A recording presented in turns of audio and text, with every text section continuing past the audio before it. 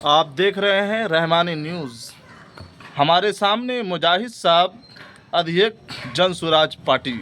मैं उनसे कुछ सवालात करता हूं कि कुछ दिनों से तेजस्वी यादव की एक बात वायरल हो गई है और उन्होंने ओवैसी साहब को कहा चरमपंथी, और चरमपंथी के माना होता है आतंकवादी।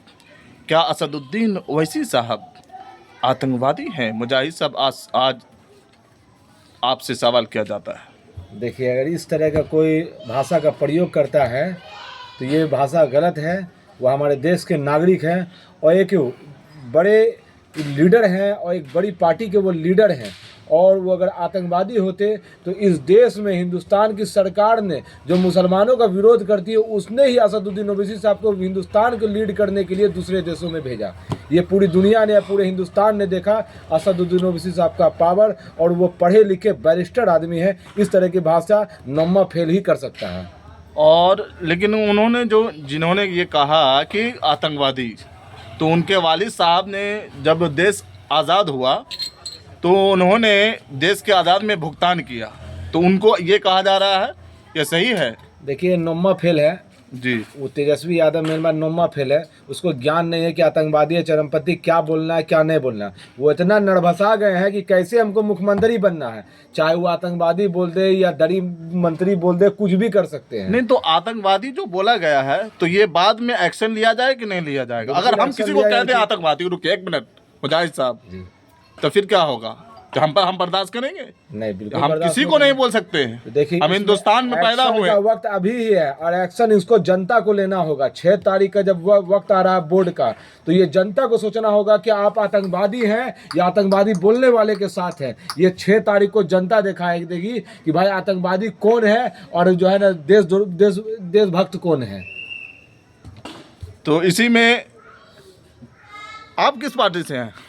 देखिए, हम तो अभी जनसुराज से बिलोंग करते हैं जी। और जनसुराज से इसलिए बिलोंग करते हैं जो मुसलमान अभी कुछ दिन पहले बड़ी चर्चा कर रहा था, जिसकी जितनी भागीदारी उतनी हिस्सेदारी, जो 40 सीट देगा, 60 सीट देगा। तो सबसे बड़ी अगर सीट किसी ने दिया है तो जनसुराज ने बिहार में मुसलमानों को 34 सीट दिया है, और 10 ऐसे सीट पे अपना मुस्लिम कितना उसमें उठे हुए हैं? 34 मुसलमान सीट को दिया। सबसे बड़ी पार्टी जनसुराज ने 34 सीट मुसलमानों को दिया। ना आरजेडी ने दिया, ना बीजेपी ने दिया, ना जेडीयू ने दिया, ना कांग्रेस ने दिया। अच्छा, मुंगेर में साहिब मलिक साहब का चांस था, उनका क्या हुआ?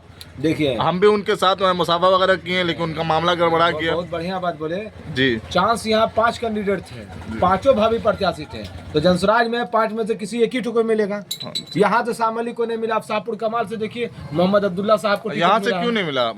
5 में से किसी एक को मिलना था जी। तो उनको नाराजगी है कि नहीं है? आपको नाराजगी है कि नहीं है? हमारे जनसुराज, आप भी मुस्लिम है, वो भी मुस्लिम है। सुनिए, हमारे जनसुराज में तो यही तो बात है।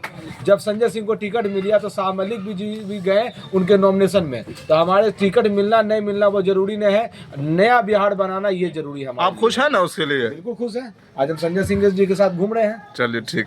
और सब मुसलमान से कहना भी ये चाहते हैं कि एक मंत्रालय तेजस्वी यादव ने फिक्स किया है जो मुसलमानों के लिए है, दरी मंत्रालय। दरी मंत्री आपको कानून में लिखा हुआ है ये? नया कानून, नया तो नम्मा फेल नहीं, वो नया कानून बना दिया है तेजस्वी यादव। नम्मा फेल को संविधान में तब्दीली करेगा और वो दरी मंत्री को बनाया जा रहा है जिसको मुसलमानों को दिया जाएगा। इसी के साथ मैं खालिद सुल्तान रहमानी न्यूज़। जय हिंद, जय भारत।